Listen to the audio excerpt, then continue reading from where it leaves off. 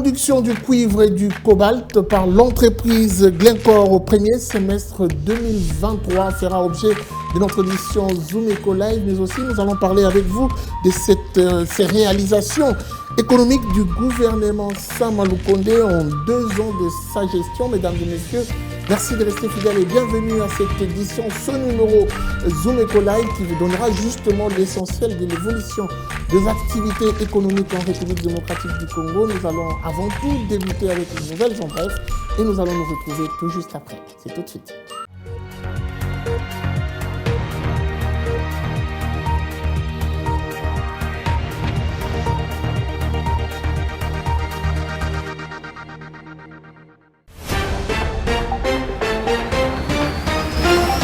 Débutons ces informations avec Robert Friedland, le co-président exécutif, et Marna Cloët, la présidente d'Ivanoé Mines, ainsi que Guy Robert Lukama Kundi, président du conseil d'administration de la GECAMINE, et son directeur général Placide Kala ont scellé le jeudi 27 avril 2023 un accord de partenariat en vue de la reprise imminente des activités de la mine de Kipushi. Les jalons d'enlèvement et des financements sont des livrables essentiels qui nous permettent de remettre Kipushi en production d'ici le 3e trimestre de l'année prochaine. Plus important encore, ces accords reflètent la force de notre partenariat avec la GECAMINE et notre engagement envers la population de la communauté des Kipushi et de la République démocratique du Congo. Plus de détails sur Zoom Eco Connect. À présent, l'ambassadeur du Japon en République démocratique du Congo, Minami Hiro, et les vice-premiers ministres, ministre des Affaires étrangères, Christophe Lutundula, ont procédé le jeudi 27 avril 2023 à la signature de l'échange de notes pour la mise en œuvre du projet d'amélioration du Centre national des télédétections. Financé par les Japon à hauteur de 7 millions de dollars américains, ces projets s'inscrivent dans le cadre de la coopération économique visant à promouvoir les développements économiques et social de la République démocratique du Congo. Cette fois-ci, la ministre d'État en charge du plan, Judith Toulouka, a co-présidé le jeudi 27 avril 2023 avec Damien Mama, représentant résident du programme des Nations Unies pour le développement PNUD en sigle, la 2e réunion du comité de pilotage du programme de développement local des 145 territoires pour le volet géré par l'agence d'exécution PNUD. L'entrée des jeux, la ministre d'État, ministre du plan de la RDC, a indiqué que l'objectif principal de cette rencontre est d'approuver les plans de travail 2023, les budgets actualisés et de valider les chronogrammes de mise en œuvre en lien avec le nouvel échéancier de paiement actualisé. Enfin, dans son édition d'avril 2023, l'Africa Spurs note que la croissance économique en Afrique subsaharienne devrait être tirée vers le bas par l'incertitude de l'économie mondiale, la sous-performance de plus grandes économies du continent, une inflation élevée et une baisse sensible de la croissance de l'investissement insuffisante pour réduire l'extrême pauvreté. La croissance économique en Afrique subsaharienne devrait ralentir, passant de 3,6% en 2022 et à 3,1% en 2023. Bien que l'inflation semble avoir atteint son maximum l'année dernière, elle devrait rester élevée à 7,5% en 2023, indique le rapport.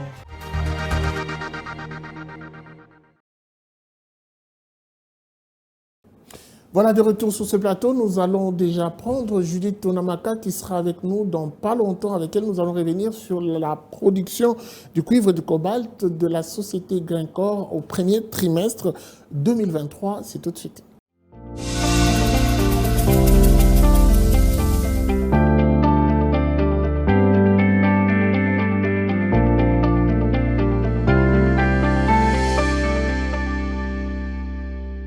Alors, nous recevons Judith Tonamaka. Vous êtes la bienvenue. Merci Guy. Alors, justement, nous allons commencer avec la température du taux de change en République démocratique du Congo.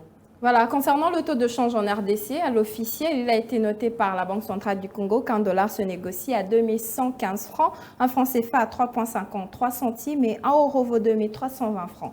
Prenons la partie marché parallèle, on a ciblé particulièrement Rigini et dans cet endroit, 1 dollar vaut 2300 francs, un franc CFA se troque à 3,60 centimes et 1 euro s'altère à 2400 francs. Alors, vous avez prévu de nous parler de la production du cuivre et du cobalt par Glencore au premier trimestre 2023. Nous avons tout. On aimerait avoir un petit aperçu historique de l'entreprise Glencore. Qu'est-ce qu'on doit retenir? Voilà, Glencore est un groupe international de production intégrée et de marketing de matières premières ayant des activités dans la production, l'approvisionnement, le raffinage, le stockage, le transport, le financement, la fourniture des métaux et minéraux, production énergétique, production agricole provenant de la production du groupe Glencore lui-même ou des tierces. Pour la petite histoire, Glencore résulte de la fusion du 2 mai 2013 entre Glencore et Xstrata et elle provient d'une société fondée par Mark Rich, un homme d'affaires belge controversé ayant eu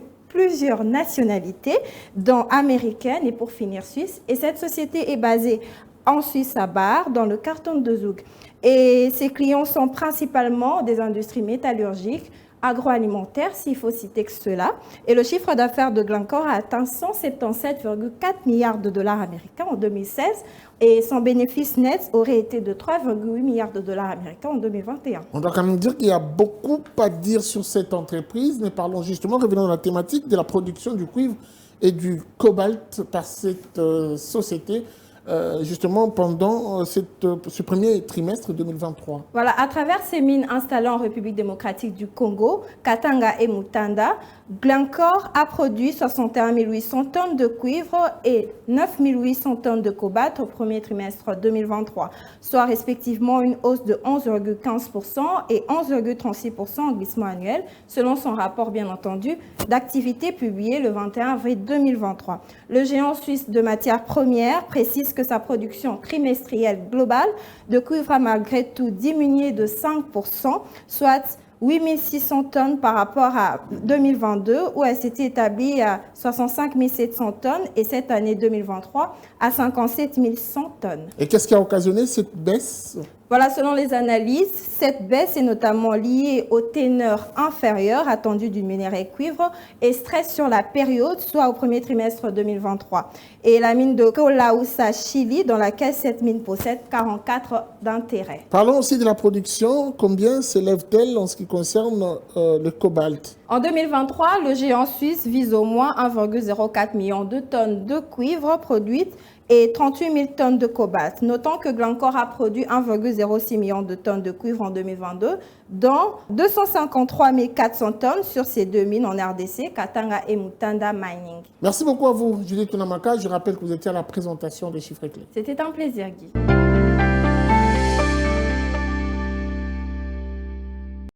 Benita Mweni nous parle justement de ces réalisations économiques du gouvernement Sama Lukonde. Ah bah oui, il est important de revenir sur ces actions à impact visible et ça se passera avec elle et c'est dans pas longtemps.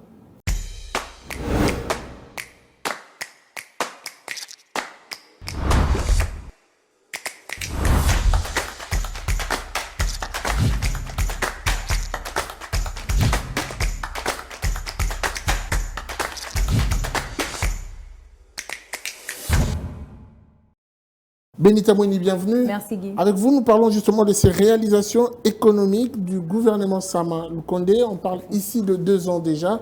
Et la question est simple. Quel est le contexte et le cadre dans lequel s'inscrit les 2 ans du gouvernement Sama Lukonde? Voilà, en 2 ans de gestion à la tête du gouvernement de la République démocratique du Congo, toutes les batteries ont été mises en marche pour consolider, stabiliser et préserver le cadre macroéconomique malgré les chocs exogènes et endogènes, c'est-à-dire la crise russo-ukrainienne et l'agression rwandaise. Alors justement, parlons de ces réalisations. Qu'est-ce qui a été fait concrètement? Voilà, malgré les 2 grands défis auxquels a été confronté le Premier ministre Jean-Michel Sama Lukonde, décline les réalisations économiques en République démocratique du Congo de ces 2 années à la gestion en 6 points essentiels, à savoir l'amélioration de l'attractivité du pays, l'accumulation de réserves de change, le délai d'un budget en perpétuelle augmentation, la mobilisation accrue de recettes intérieures et la rationalisation des dépenses publiques. Deuxième point, il s'agit du taux de croissance qui était établi à 8,5% en 2022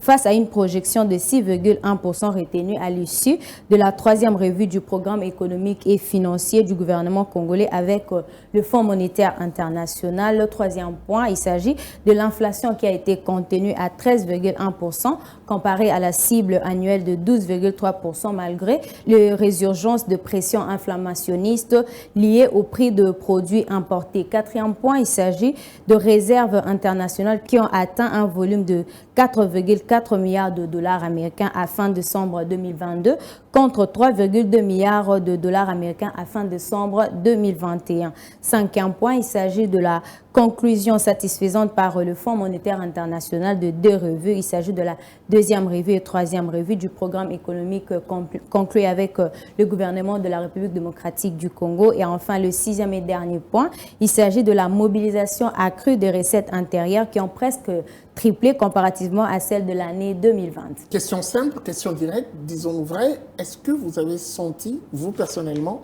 toutes ces réalisations? Tout à fait, je l'ai senti dans le travail. Nous avons senti que ça a quand même abouti à quelque chose. Et il y a de quoi féliciter Sam Alukonde. Oui, oui. Merci beaucoup à vous, Benita Mouini, pour ces précisions. Je rappelle que vous étiez à la présentation du dossier. Merci, Guichon.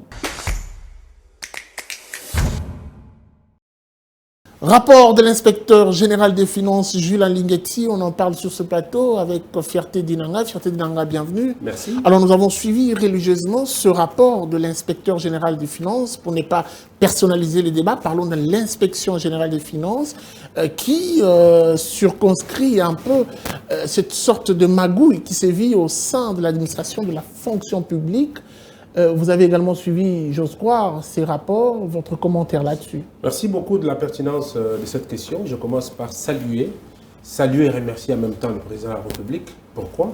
Parce qu'il a dit, dans la disparité des responsabilités de la gestion de la République, il y a la qualité du personnel qui anime les institutions, qui est très capitale pour le devenir de la République. Je crois que les choix portés sur M. Gilles Alinguetti en tant qu'inspecteur général de l'IGF, c'est un choix très judicieux. Pourquoi? Parce qu'aujourd'hui, on en a des résultats qui vont dans une pérennisation. Et aujourd'hui, je salue ce rapport qui fait office de l'enquête qui aujourd'hui nous montre noir sur blanc que comme le Congo était dans un système devant lequel il fallait vraiment travailler, et ce système qui avait option d'être déboulonné, il fallait qu'il y ait des énergies. Ce rapport est sorti qui montre noir sur blanc qu'il y a des taches d'huile dans la gestion du personnel administratif. Aujourd'hui, convenez avec moi qu'il y a des chiffres qui sont donnés dans le rapport de l'UGF. Il y a 145 604 numéros matricules incorrects. Ça veut dire des numéros qui sont là, incorrects, dont des gens fictifs touchent l'argent chaque fois de la République. Je cite qu'il y a 53 328 personnes qui ont plus de dématricules dans des numéros, dans des ministères différents. Je cite qu'il y a 43 725 agents fictifs. Ça veut dire qu'il y a des personnes dont certaines personnes sont là, ils touchent l'argent de la République, mais ces gens n'existent pas. Ces gens n'existent pas, il y a des individus qui touchent cet argent. Nous avons entendu l'inspecteur général des finances parler du ministère du Budget, parler également de l'armée et de la fonction publique en général, en précisant ces chiffres que vous venez tout à l'heure. Ouais. Est-ce que l'inspecteur général des finances a mandat de contrôler l'armée? Très bien, très bien. Vous savez, quand on appelle la France, les États-Unis et d'autres pays de vieille démocratie, ça veut dire qu'il y a l'esprit qui a animé cette démocratie par une certaine faisabilité. L'inspection générale des finances a reçu mandat du chef de l'État. Ce mandat, qui est spécial, c'est une institution spécialisée. Dans sa spécificité, cette institution a le mandat d'aller même dans l'armée seulement parce qu'elle est axée sur les finances publiques. C'est une institution de contrôle des finances. Et donc, même dans l'armée, les finances tournent, donc elle a l'amabilité et l'obligeance de rentrer dedans. Vous savez, le rôle de cette institution est axé sur 3 modes d'action. L'inspection générale des finances travaille en amont, en aval et concomitamment. Ce rapport qui est arrivé, c'est un service qui rentre dans le travail en amont. Il a travaillé sur le rapport et ce rapport qui sera par la suite donné à une institution habilitée et cette dernière va pouvoir interpeller les parties concernées pour pouvoir faire l'auto-vérification. Il a également précisé, M. Gilles Alinguetti, je le suivi avec beaucoup d'intérêt, la grosse enveloppe qui échappe au Trésor public chaque mois, une enveloppe importante. Alors moi je me dis, c'est la question qui arrive, toutes ces personnes aujourd'hui fictives, doublons ou que sais-je encore, parlons de la poursuite, ça sera une poursuite de manière individuelle. Quelle sera la mesure de contrainte pour que ceci n'arrive pas? Quelle sera la piste de solution pour justement limiter, arrêter cette hémorragie? Merci beaucoup, c'est une très grave question. Conviendrait avec moi qu'il y a des personnes responsables de l'administration publique qui sont impliquées, qui occasionnent ce magouille dont on parle de 961 personnes, agents payeurs de la fonction publique, mais qui sont aussi bénéficiaires de l'argent de la République dans différents ministères. Allez-y comprendre. Donc, qu'est-ce qui va être fait? Ça veut dire que Gilles Alinguetti n'est pas un gendarme militaire. Lui, il fait un travail de contrôle. C'est un travail de contrôle qui est envoyé à une instance habilitée, cette dernière qui a le pouvoir d'interpeller et d'étraîner en justice ces malfrats. C'est quand même un effectif important. Comment ça sera fait? Un effectif très très important. Voilà pourquoi je salue l'initiative de Gilles Alinguetti en tant qu'inspecteur général quand il a dit qu'il y aura au travers de son institution un contrôle physique qui sera fait dans des ministères. Ici, je suis en train de rallier les responsables des ministères, donc les ministres, qui sont des patrons des sous-secteurs qui ont la responsabilité de contrôler leurs agents pour savoir qui sont effectifs et qui ne le sont pas. Et donc ces différents responsables des ministères doivent accompagner la démarche de l'inspection générale des finances pour aider l'État justement à récupérer tout cet argent. Bien évidemment, ça veut dire qu'ils ont l'obligation, c'est une obligatoriété, d'accompagner les ministères, l'IGF pour pouvoir les permettre d'avoir des données qu'il faut et éradiquer ces systèmes. C'est une gangrène qu'il faudrait éradiquer. Le chef de l'État l'avait dit dans une de ses interviews que le détournement, c'est un système, c'est le quotidien depuis un bon bout de temps. Donc c'était dans un système et que ce n'est pas un travail qui va finir aujourd'hui. Ce que moi j'envisage, est-ce que je lance cette sonnette d'alarme pour dire que bravo au chef de l'État pour le choix de Gilles Alinguetti, mais j'aimerais que la file soit donnée, même aux ministres qui gèrent des entités, de pouvoir se comporter comme Gilles Alinguetti. On l'a vu au ministère de l'EPST, il y a eu plusieurs fois des enquêtes et même de contrôles mises sur pied par le ministre des tutelles. Est-ce que ça rentre dans la logique de la démarche menée par Gilles Alinguetti? Bravo au ministre Tony Mwaba. Pourquoi? Parce qu'il a une gestion transparente de son sous-secteur. C'est-à-dire qu'il est en train de montrer au clair qu'il a le souci de servir la République. Voilà pourquoi je dis que quand il a mis le fichier de paye au clair, c'est pour permettre à cette institution de pouvoir avoir des données et puis contrôler, toiletter, s'il y a de quoi essayer de revoir afin d'accompagner la République. Merci beaucoup à vous, Fierté Dinanga, pour cette disponibilité. C'est moi qui vous remercie. Suivez-moi tout le jour à travers Zoom Wende sur Zoom Eco Live. Abonnez-vous sur notre chaîne YouTube. Zoom Eco Live, la référence de l'actualité économique en RDC. Allez, il est temps de faire le marché. Ces marchés, nous avons l'habitude de le faire avec vous, guidé par Naomi Kandé, qui sera d'ailleurs sur ce plateau d'ici quelques poussières de secondes.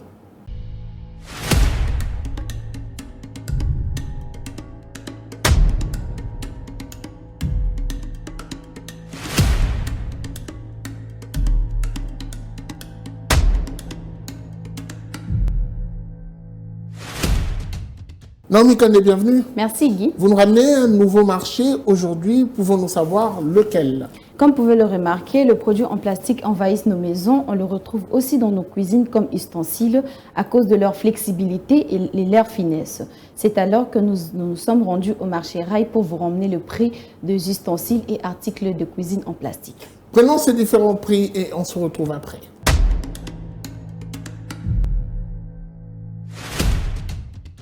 Débutons avec une étagère en plastique qui se vend entre 23 500 francs et 30 000 francs.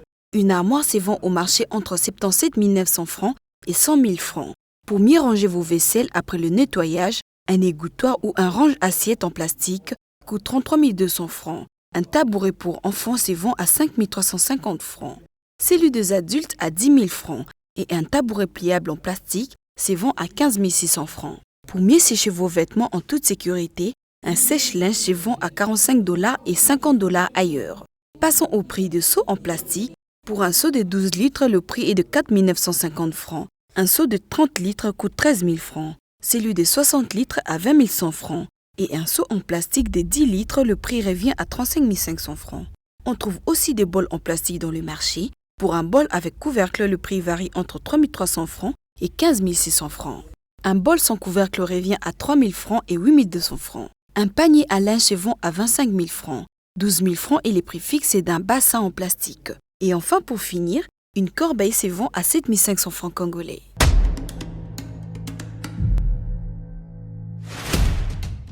Merci beaucoup à vous, Naomi Kandé, pour ces précisions. Je rappelle que vous étiez à la présentation de Zoom Wendy. Merci, Guy.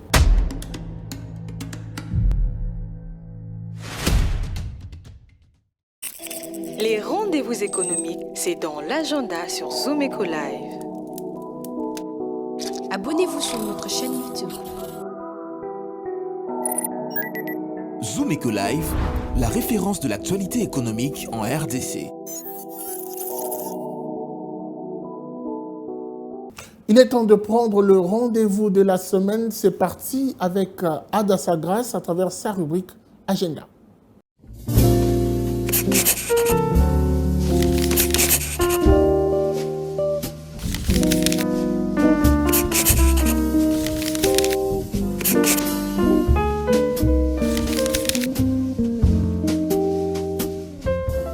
Bienvenue à l'agenda. Voici les entrevues du jour.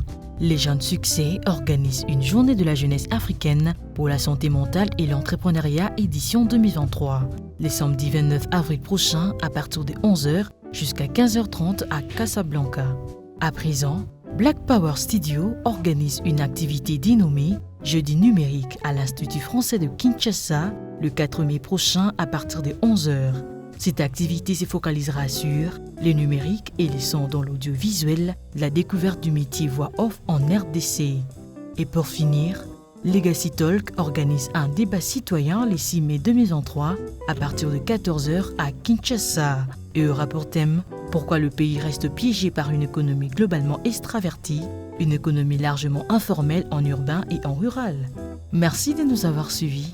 Au revoir.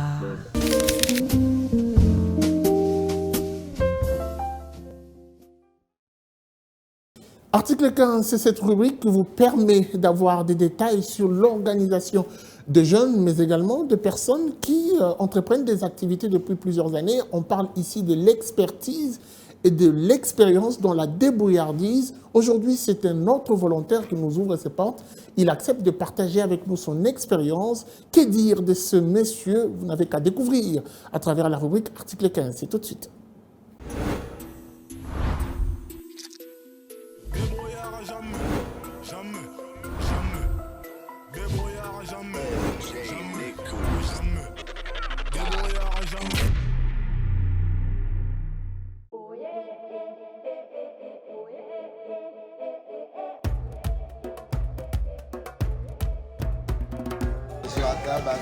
Grenouille na ba petit grenouille. Ateka on 5 000 4 000. Ba petit grenouille 2 000. Baza pena le beleza na interne. Oya kisasa. Plan na ngwe za cher. Mingi pena le basomba wangu.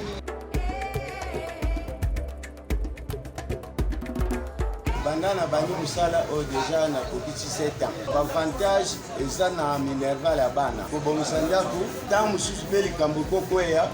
En tout cas, les chefs, pour banda du premier qui au 30, na vivre à peine du temps.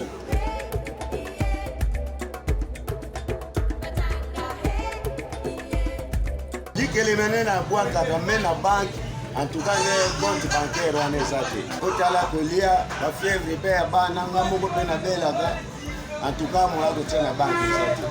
Donc, les moyens de vivre dans mon couche.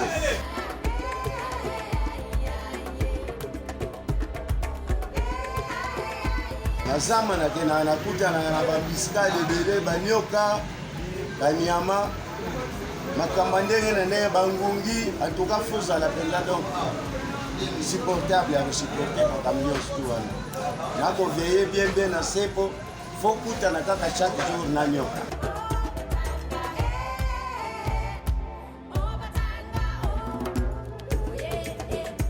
soki tokoma kosala boye po bakompanie eza te bakompanie ekangami bakompanie eza te nzambe apesi ka mayele ya kozwa bagreni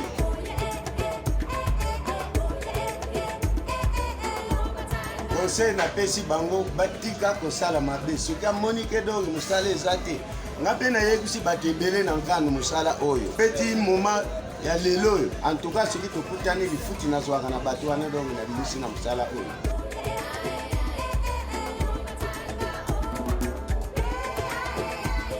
mosala oyo nasalaka esengeli mpo nazala na arme mpenza lour oyo ekombemaka nga na bazamba mpo nakutanaka na banyama zamba moya koboma ye eza te mpo monduki eza te bakosala yango monduki oyo ya biso ya chasse oyo ya leta te me oyo ya biso na biso kaka bacivile.